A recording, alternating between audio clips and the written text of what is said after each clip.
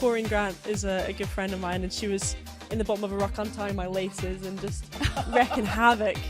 And I was, she's untying a little... your laces. You wouldn't expect that from her either. Oh my goodness, it was so rocky. Yeah. I won't tell you which players were out the back of the boat, spewing into the sea. Oh no! Like, it was one of them. I was not, thankfully. But Kira Bevan, the kick haunts me still. The last play of the game, she got that penalty, and I think the girls will want to get their own back for that. But also, it's been 3 years. They've moved on as much as I might not have meant to. Hello and welcome back to the official World Rugby podcast, brought to you by Asahi Super Dry, the official beer of the Women's Rugby World Cup 2025. I'm your host, Betty Glover, and as always, I'm joined by my co-host, Anne Onwasiri. Anne, the countdown is fully on. 2 days to go before the World Cup gets started. How excited are you? I'm so excited. And I know it's cheesy. I say this every week, but it's so weird that it's finally here. I remember when we did the first episode and we were a month away and it was still it didn't feel real, but now it's literally in 2 days and it's excited. And I'm excited to chase some trophies, as my top says. Chase some trophies. No, but we start every episode by being the countdown's on. 9 days to go, 2 days to go. But it literally is here now. It's so exciting. We are carrying on with our star-studded lineup of guests because today we have got Scotland centre Meryl Smith with us. Meryl, how are you? I'm very well, thank you. Excited to be here. Yeah, good. So coming up, we're going to put you to the test in our Asahi Super Dry pub quiz. We want to get all of the insight from the Scotland squad. But first, I guess we should probably start with you and why you're here, sat here instead of with the Scotland team. We're obviously not going to be seeing you playing on the pitch because you're out with injury. I guess it must be a weird mix of emotions for you this week. Yeah, it's been difficult and exciting at the same time, I think. To see the amazing build-up, it's surreal. It's so exciting to see how much the game has grown since the last World Cup and all the excitement. And the Scotland girls have had an amazing send-off up in St Andrews, which looked incredible.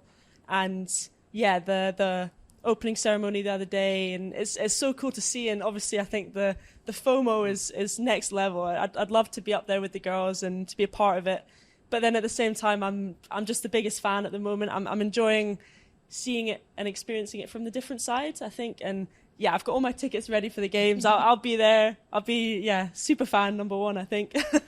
How have you been managing that FOMO? Because obviously it's one of those things with being an athlete and getting injured and having to deal with that. Is there any self-care things you've been doing or anything fun you've been doing to not feel FOMO?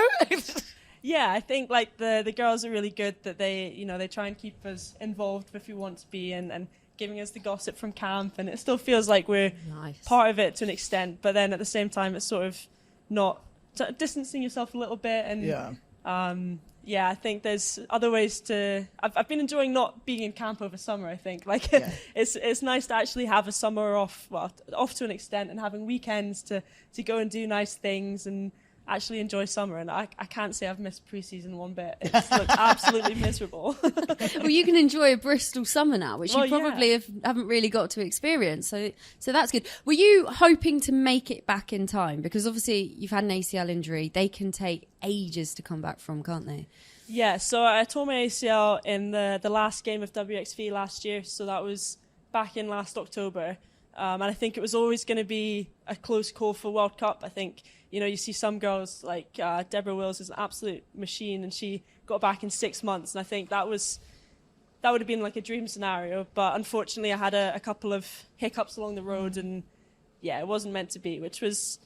I think it's tough because there was always the chance, and I think the hope's what gets you, and it was keeping me going. I was getting excited, and it sort of drives you on. And I think when that was no longer a possibility, that the World Cup was out of the picture, I think that was really tough. But then you just have to reframe it, and instead of aiming for the World Cup, it's aiming for the start of the new season, and that's equally as exciting. I just want to get back on the pitch at this point. But World Cup's...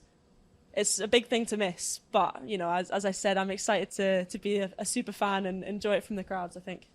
What has rehab been like? Is it really intense? And what, being in the Bristol Bears setup as well? Are you rehabbing there, or tell us about that? Yeah, so I've been rehabbing with Bristol.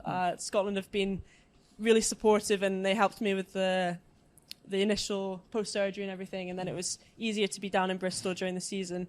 And I've said, like, I've worked so much harder in rehab than I ever had when I was fully fit. Like, it's a whole nother level.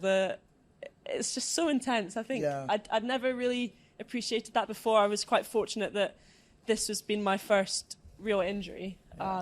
So I'd never missed more than like 2 weeks of rugby. So it was quite extreme going from that to missing like a year. But yeah, it's such hard work. But the Bristol girls are so supportive, and we've got a nice little rehab club on the go, which is, I don't know, it's nice to have each other, and at the same time you're like, I just don't want anyone else to get injured. Yeah. But we've been supporting each other, and it's been nice. I bought some of the the little party poppers.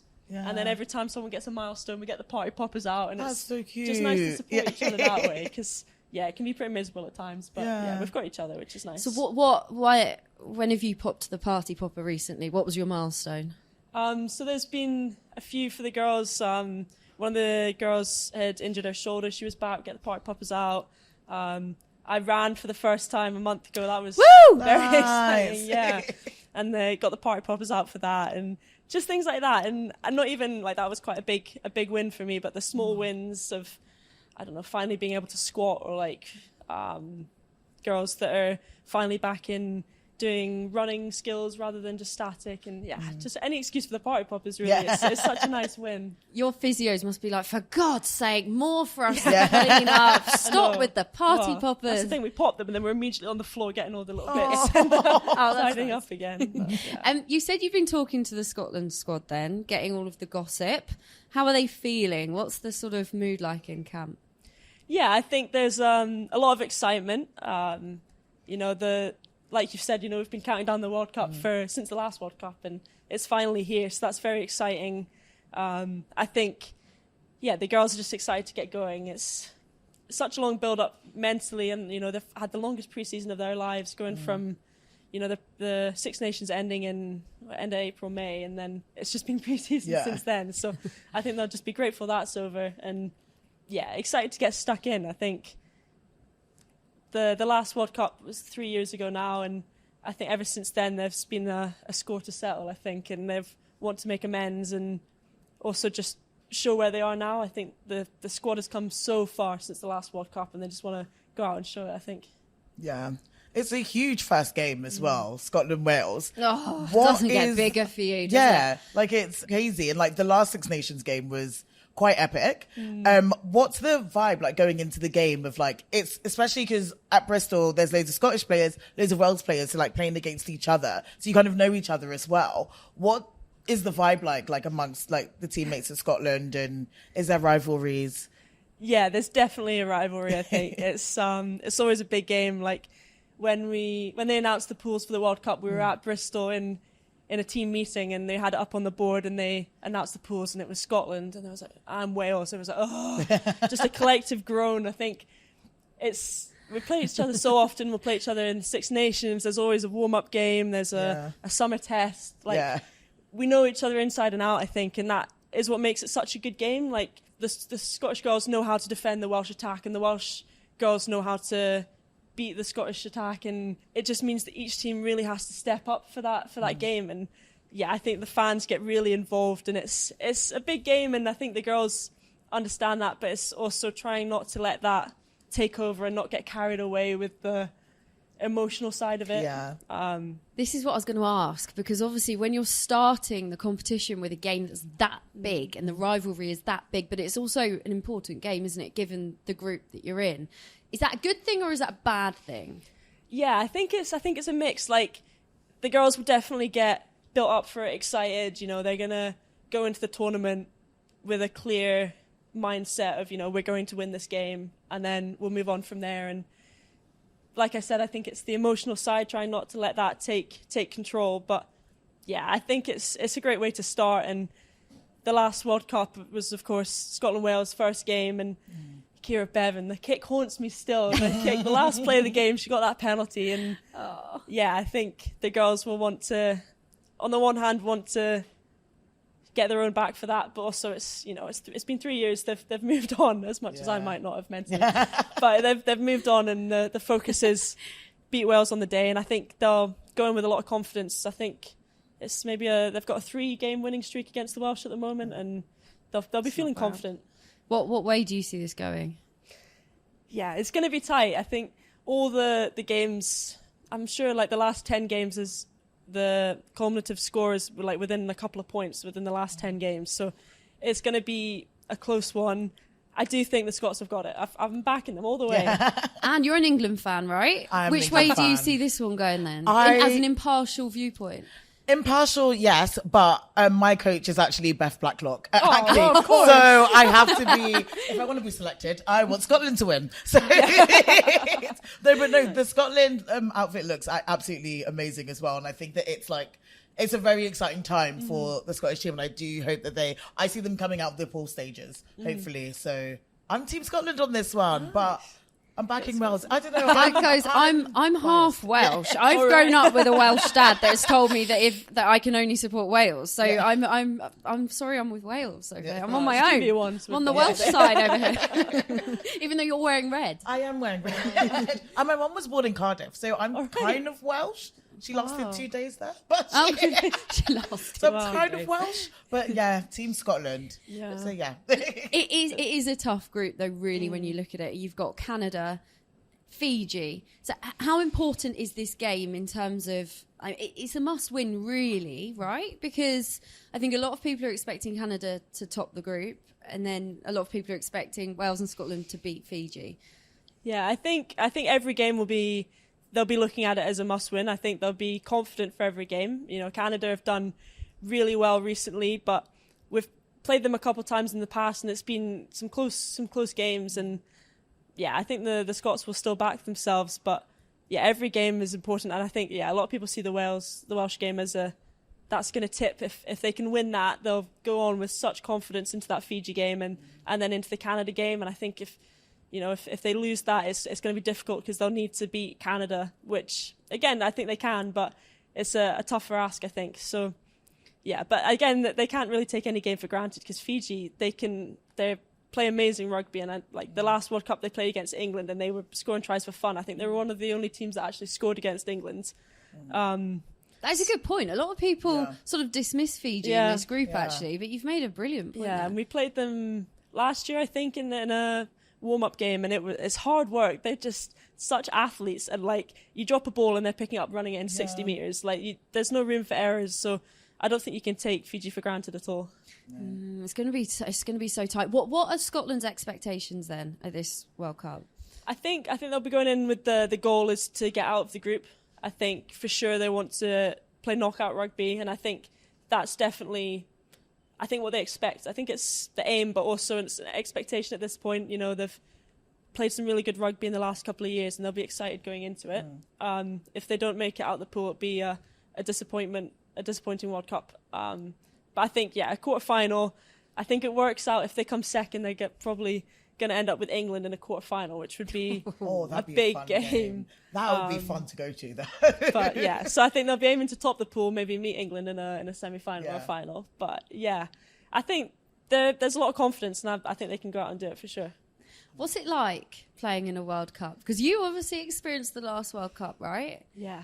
What's it like? Give us that sort of insight. What's your mental sort of headspace when you're approaching the opening game? Yeah, the last World Cup for us was amazing. It was obviously out in New Zealand, which was the coolest experience to be a part of, and that was the first time that Scotland had been in a World Cup in 12 years, I think. So none of the girls in the squad had experienced it before. We were all going in, just soaking up the atmosphere, really enjoying it. And yeah, it's a whole nother level. The pressure, the fans, you just want to go out and really perform, and you've only got this one opportunity to show what you can do. So you want to make the most of it, perform as much as you can. And yeah, it was amazing out in New Zealand. We played New Zealand in a World Cup. To experience the haka in front of a Kiwi crowd was just amazing. And yeah, that game really didn't go our way, but it was cool to be a part of. And you probably learned a lot from that as well. Yeah, the New Zealand game was tough, and I think that just shows they're such a strong team, but to be able to play, that's not something we'd ever done before. We'd never played New Zealand before. You know, we're used to just 6 nations and a couple games in the summer where you're likely to play probably similar teams that aren't travelling too far. And yeah, with the introduction of WXV and the World Cup to play against teams you never played before, it's such a good experience, and it just forces the team to get better and to try and, you know, learn new tactics and overcome different styles of defence and attack that we're not used to playing against. So yeah, it's an amazing experience, and yeah, I think they'll definitely enjoy this one. Yeah. What was your favourite like team experience or like memory from New Zealand? Ooh, that's a good one. Yeah, it's a good question. I can tell you what my worst is. I can definitely tell you my worst. Go on. We were staying, when was this? In Auckland. Yeah. Amazing city. We'd seen signs the team were going to organise us to go on a whale watching tour. We were like, oh, amazing. This would be so cool. So half the team did that, half the team did something else, and we were so excited. It was a bit of a cloudy day, but we were like, oh, this would be so cool. We'll see some whales. We got on the boat. We're about halfway out, and it's starting to get a bit rocky. And we're like, oh, this is so good. And then the captain of the boat was like, right, okay, so either we can go this way, it's going to be really rocky, but you know, you might see some whales, or you can go this way, it's going to be a lot smoother, you won't see whales, but you might see some dolphins. And we're like, right, we've committed to this, we want to see whales. So we're like, no, we'll go with the whales. Oh my goodness, it was so rocky. I won't tell you which players were out the back of the boat spewing into the sea. Oh no. Like, were you one of them? I was not, thankfully. But but it was absolutely miserable. It was, we got back, everyone came off the boat like so pale, just absolutely miserable. The other half of the team had been on like speedboats going around the harbour. They were like, oh, it was so much fun. And we were like, don't talk to us right now. Did you see any whales? No. Oh my God. Terrible. So after all of that, and you didn't even see any whales? One of the girls was like, oh, it's a penguin. I was like, I'm pretty sure that's just a rock. Like, you're just grasping at straws now. It was, that was pretty miserable. But we did have there were some highlights as well. I think, you know, being in the Maori culture, we went to a Maori village, and, you know, they welcomed us in. The kids welcomed us with a local haka. Like, it was such a cool experience. We had a traditional dinner with them, and just really embracing the culture was amazing. Just things like that, just really immersing ourselves and embracing it. It was very special. What do you think the teams that are obviously coming over to England to play in the World Cup, what do you think they're doing to immerse themselves in the culture? I was thinking that, just as you said, like imagine Maori culture. And I'm like, what is? This is like to the US, like, well, here's Sunderland. There's some fish and chips. Not sure. I know the Scots in Manchester have been testing out all the local cafes. There's a lot of coffee drinking going on. There is some great. I can coffee culture. I can say that the coffee in Manchester is incredible. And last week we spoke to Ellie Kildown, and she was talking about how close the England team is and how they all really get on. It's a really good sort of vibe. What's it like in the Scotland team? Give us some insight. I would be bold enough to say I think Scotland's got one of the best team cultures out there. It's just, everyone's just so supportive of each other. Like, it's amazing. I remember Holly Cunningham is a Bristol player, and she got her first cap for Scotland this year. And I think it was last year I'd gone off into Scotland camp, and I was, it's the best time of the year. I'm so excited. And she was like, excuse me, we're in Bristol. What are you talking about? And then she went into camp this year, and I saw her before the Wales game, and she was like, Mez, like, I know what you're talking about now. Like, I get it. Like, it's the best. And I was like, that's it. Like, I think the girls go in and the new girls come in, and it's just, I don't know, it's like a family. It's just so supportive of each other, and I think we're all there for each other. I think the team has been through all sorts of highs and lows. I think, you know, it's been, there's definitely been some tough times with the team, and it's just the way they've all stuck together and create this atmosphere. And like, the girls in the team with Rachel Malcolm as a leader, like, people would go to war for her. She's just honestly, she's the most amazing captain and the most amazing person. And I think all the girls feel the same way, that, you know, any girl on the team, if this is what they need to do. Everyone's behind them and supporting them. Yeah, it's really special. Well, on that note, I think this is a good time to play a little quick-fire game to get to know the Scotland squad just a little bit better. So it's very simple. I'm going to ask you a question. You just give us the player. Okay, no pressure. And then Anne is going to be next to you going, why? Give us the details. Okay, spill the dirt on some people here. Yeah. Okay, so number 1, easy. Who's the fastest? My instinct is Rona Lloyd, surely. She's running it in from 100 metres. Yeah, Rona. Nice. Easy. I agree. Easy. Yeah. Okay, cool. Who would you least like to be tackled by? Ooh. Evie Gallagher. Nice. She's just absolute leathers folk. Anytime in training, I'm like, right, I'll sub out. You can take someone else. Get me out of here. Yeah. Who is the loudest? Rach McLachlan. I feel like she's comes off quiet, and then as soon as she feels comfortable, she's singing karaoke in the changing room and absolutely nailing the high notes. She'll be, What's her go-to karaoke song? How's it called? Like, is it Sweet Dreams? No, Sweet Dreams by Beyonce. Yeah. Oh, that one. Get a performance of that. Yeah. Oh. Maybe after the Wales game we'll get. What's your go-to karaoke Oh goodness, song? as far away from the set as I can get. I'm absolutely not on the karaoke. I'll be Really? Yeah, absolutely not. If My- you had to. Sorry, I No, go on. everyone loves karaoke. If you had to, It would like I think my first cap I went like a Taylor Swift song, so you can just get everyone involved. Like you sing a couple of lines and then you let everyone else sing the rest of it. Yeah, maybe like a love story or a classic. Yeah. Do you have to do karaoke when you join a team? There's usually a first cap song with Scotland. So on the bus after the game, they'll get anyone that's done their first cap up and singing along. I think it's usually first cap, first try, and then player of the match.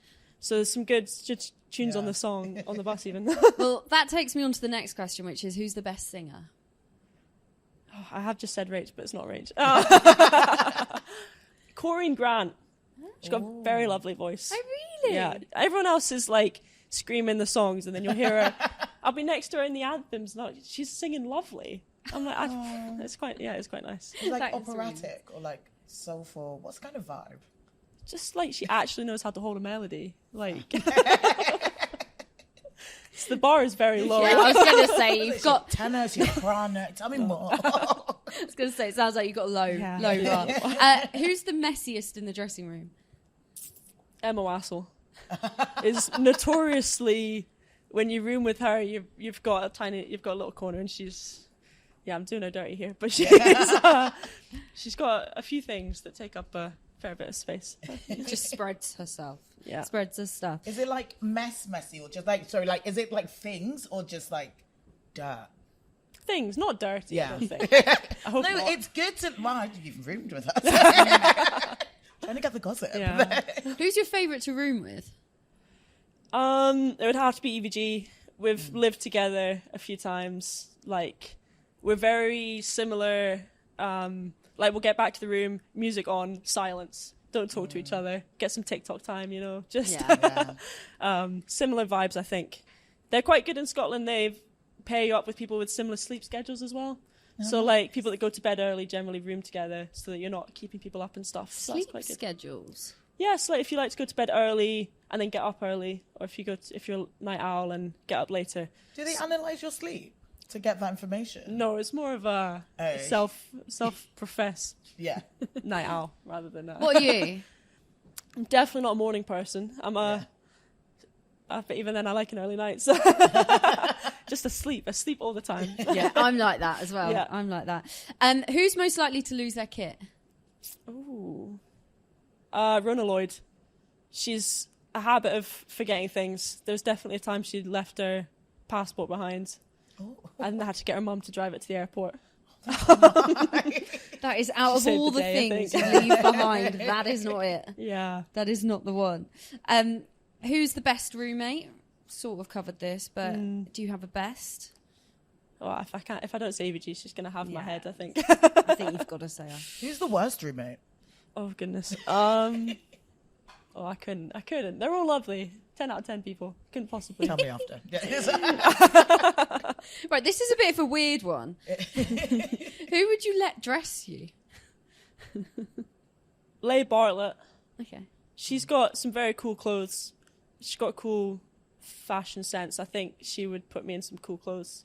Bit out of my comfort zone, but I think I would look very cool. That's high praise, that, She's isn't got it? a lot of cool sweater vest girl. Lots of cool sunnies as well. I feel like sunnies complete an outfit sometimes. Nice. I feel like you have quite a good fashion sense as well, because I saw the picture that you posted from the Bristol Bears end of season. Oh yeah, okay. End of season players award, and I Yeah. like the 2-piece Oh, as thank well. you. I like the jorts as well. thank you. I quite I'm like a your jorts style. girly. Oh, Yeah. That is high praise from Anne, Praise, by the it way. really Have you is. seen her T-shirt? Trophy chaser. I am very fashionable. I'm not. And the last one is, who is most likely to leave you unread? On red. Unread on WhatsApp. Yeah, it's gonna be EVG again. She's got a habit of just ignoring. Maybe, or one of the busy girls. Some of the girls that are just always doing things, and I don't know. It's a hard question. yeah. Sounds like they all just ignore you. Wow. Okay. Maybe in the heart. Yeah. Wow. Sorry, it's just the vibe that I'm getting. I've not been gone that long. It's- Are you all in a Forgotten group chat already. together? There is a players' chat. Yeah. They make a new one for the World Cup, so I think try not to. Otherwise, they bombard you with who wants to go for coffee, who wants to go for coffee, Oh, who wants to go yeah. for coffee. Yeah. There's usually a few chats. There's a cards chat, like playing cards. Like there's a cards club, so there's a cards That's chat, and it's fascinating. just people be like, cards, anyone? Who wants to play cards? That's one of the biggest clubs in Scotland. I think is the cards club. It's slightly cultish. They take it very seriously. What That's card? really wholesome. That's really funny. What card games? Gin? Gin is the big one. I've never heard of that. Usually gin or 500. Never played that. I've never had either of those. They're very good. You should come to a Scotland club. Yeah. You Is can that an official play some invite? cards. Yeah, fine. I'll Do you join the play group Uno? chat. It's more like playing cards. I'm not sure. Sorry, No, Uno's Uno's too too far. You take You've it a bit taken it too far, but- You take our cards too seriously for Uno, yeah.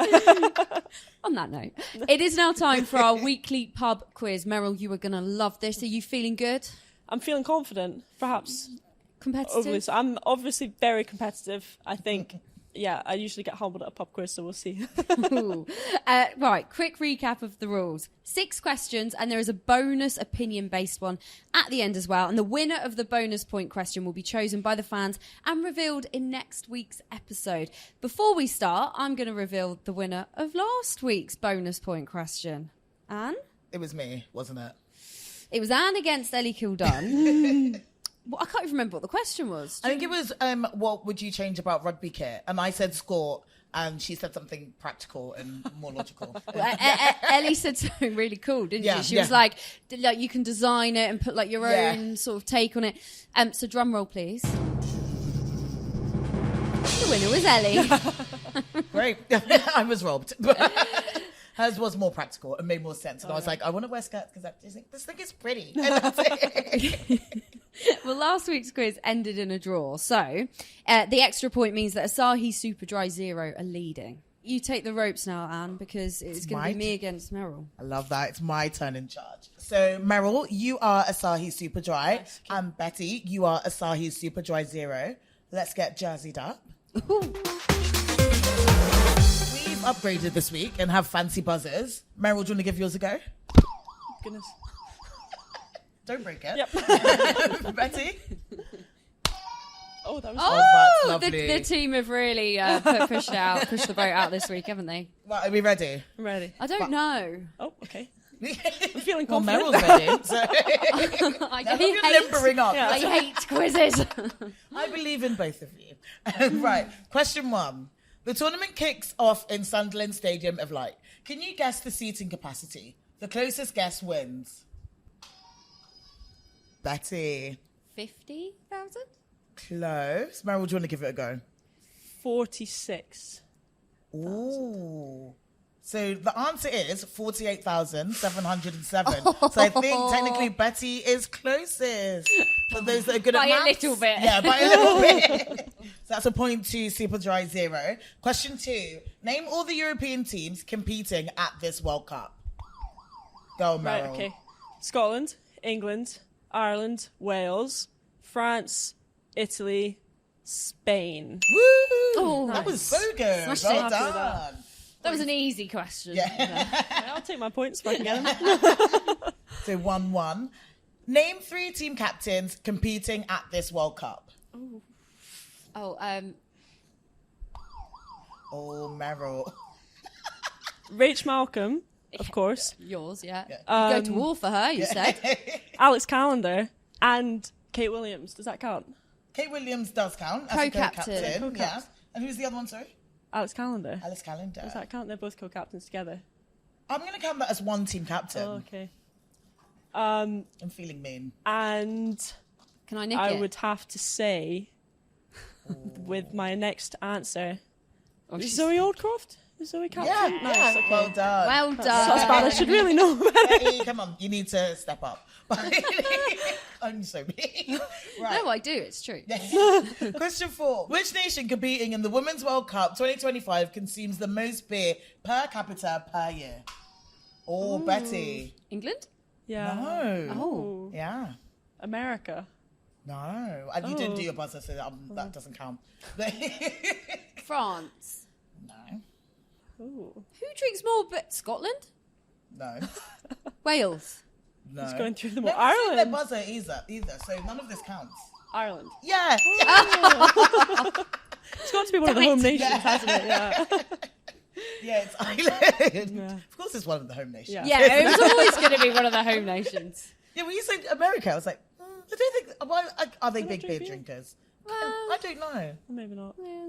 Yeah, Dunno. but yeah, it's like right. Question 5: of all the nations competing in the Women's World Cup, which country's flag is made up of the most individual stars? USA. Yeah, well done, Betty. All the I think stars. The score at the moment is 2 to Becky, 3 to Meryl. Betty, come on. Becky. Oh my For God, God's sake, we've only been doing this podcast like third episode, Anne. I'm losing my mind. I've only had one coffee today. Right, last question to decide. Oh. Is this the decider? If you win it, then it's a draw. If Meryl gets it, then Oh, so Meryl's it's won. a must-win for me. Yeah. Okay. Right. Question 6. Name one nation competing in the World Cup whose capital city starts with the same letter as the country. That's hard. Is there a really obvious answer? Yeah, it's really obvious. It's actually quite easy, but I know the answer. I don't think this So- is easy. I can see the answer, so it's really obvious. But Okay, so it's not America. It's not England. It's not Wales. It's not Scotland. Not Ireland. Not Italy. it's a not team France. that's newer to the World Cup world. I don't know what Kind the capital of of Samoa really is. underdog. Like they're. Could Brazil? I don't know what. No. I'm not giving the answers. It's not Fiji. Is it not Rio? Is it? It's not Rio. You Oh, haven't done your buzz. Is it? Brazil. What's the capital of Brazil? Oh, And what's the capital city? Brasilia. Brasilia, yeah. So it's a draw again. Oh no. Just I wait, stole so that off you. Do I'm the so sorry. buzzers. It's all on a technicality. You have to do the buzzers and then press the buzzer. My and geography give is the just- answer. Sorry, Not up Meryl. to it. What can I say? If you were asking me as You well, weren't like I'm quick gonna be enough. like, yeah, is that? Just do that. Just a little hint. No. So this week we have a draw again, and last week was won by 0. So we've got one more bonus point question. So let's get into it. Okay. If an artist was going to perform as a team is walking onto the pitch, who would the artist be, and who would the team be, and why? Who do you want to go first? Meryl. Well, so if I was doing Scotland, my first instinct would have to be 500 miles. You know, as you're walking out, I feel like that would be. That's just Scotland, isn't it? I don't know what. I feel like Thunderstruck would be a really good song to come out to. Oh yeah. Do you want to sing a bit? So we can- That's my famously good karaoke voice. Yes, sir. I don't know. Maybe America. They could go out to Thunderstruck, I guess. Yeah, that's a good one. To be fair. So is your final answer? America running out to Thunderstruck, yeah. Nice. I've been watching too much Dallas Cowboys. Yeah, you have. I can tell you're injured. Yeah. Yeah, that's fair. I keep the one song that I cannot get out of my head is American Idiot by Green Day, but I can't say that for the USA to walk out to because that would be bad. Okay, so I think I'm going to go for Enrique Iglesias What's it called? I Can Be Your Hero, Baby. Is that the title of the song, A though? hero? I can be your hero, baby. Wow. Like, imagine walking I out love into that. the stadium. You could just Everyone's slide cheering. around. Yeah. And for Spain, because That'd he's be Spanish. So is that the game? Spain versus USA. They walk out together. The USA running out to Thunderstruck, and then the Spanish are just sort of I think I'd rather walk out to something a bit more chilled, just to, calm, get you in a meditative state. Meditative state. I love that. And we'll find out the winner of the bonus question next week. We've talked a lot about Scotland, but you obviously play for the Premiership women's rugby team, Bristol Bears, as well. A lot of Bristol Bears players scattered across this World Cup. What's it like coming up against a teammate that you know really well, but you've got to play against them? Yeah, I think off the pitch it's all fun and games. I think it's nice to see them after a game, have a drink with them and chat. But on the pitch, I think everyone is very good at, it's like game face on, and I think they want to win. We want to win. There's definitely been a time playing for Bristol against Saracens, and Corinne Grant is a good friend of mine, and she was in the bottom of a ruck untying my laces and just wrecking havoc.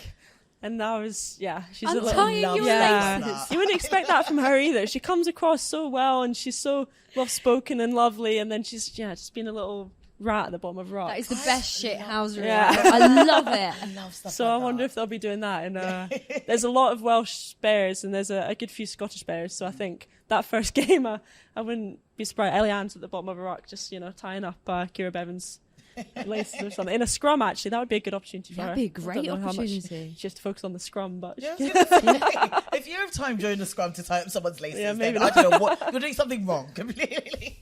All right, maybe. Yeah. Is it easier when you know your opponent inside out like that, or does it almost make it a little bit harder, do you think? I think there's definitely people's quirks, like people what they like to do if they'd rather carry or if they're likely to dummy and just go, and I think that's a good insight to have. But then I think on the other side, they know you quite well, so it's the same way for them, and it's fun and games until someone hands you off to the face and they don't let you forget it for a few years. What non-Scotland teammates then are you looking forward to seeing? So I think definitely in Wales, like Kira Bevan is a fantastic player. She's done so well for Bears, and I think she shines when she's playing for Wales, and that kick against us in the last World Cup still haunts me. So I'm sure she'll be doing really well. And like Jazz Joyce is just absolutely lightning fast. She'll be running around people for fun. So I think that would be a good matchup in that first game. Yeah, we don't have too many internationals, just a lot of Welsh and Scots at Bears. And the English, of course, I think. Yeah, you've got... Like, Sarah Byrne is just unreal. She's so powerful, so strong, and you just wouldn't expect someone to be able to move that fast out of a scrum. I'm like, she could be on the wing. She played in the centre for us at one point last season.